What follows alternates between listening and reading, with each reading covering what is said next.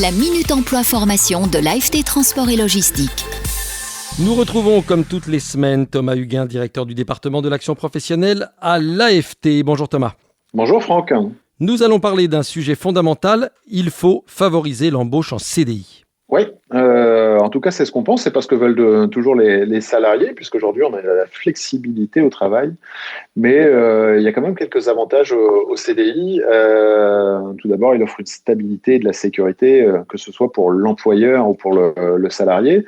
Pour l'employeur, c'est souvent la possibilité, quand on passe des annonces en CDI, de recevoir des candidatures un peu plus nombreuses et parfois de meilleure qualité. Et puis, il faut savoir qu'embaucher des salariés en contrat à durée indéterminée permet d'éviter le turnover, de constituer une équipe stable. Et puis, cette équipe est parfois plus impliquée dans la vie et le développement de l'entreprise. Thomas, quels sont les avantages pour tout le monde ? On le sait, c'est une sécurité pour le salarié. Que peut-on ajouter finalement pour encourager cette pratique favorable ? Ouais, pour le salarié, vous le disiez à l'instant, lui bénéficie d'une meilleure protection quelque part. Ça assure un revenu pérenne aux salariés. On vit malheureusement plus d'amour et d'eau fraîche. À côté de ça, ça lui permet aussi de renforcer son sentiment d'appartenance. C'est plus facile pour lui de prévoir, d'organiser sa vie sur le long terme.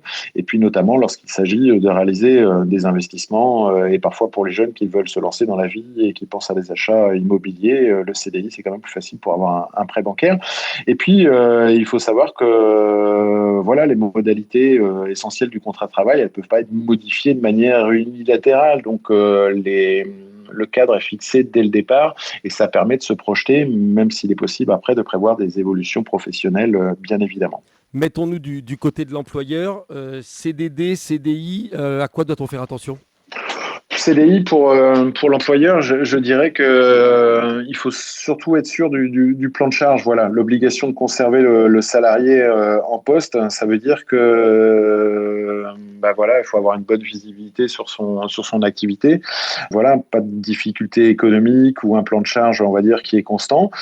Ça peut être aussi pour prévoir, on va dire, de pallier à des départs en retraite. Mais il faut savoir que les CDI, il y en a des différents. Il existe dans le cadre légal des CDI aussi intérimaires, des CDI apprenants. On fera peut-être quelques rubriques justement pour le préciser.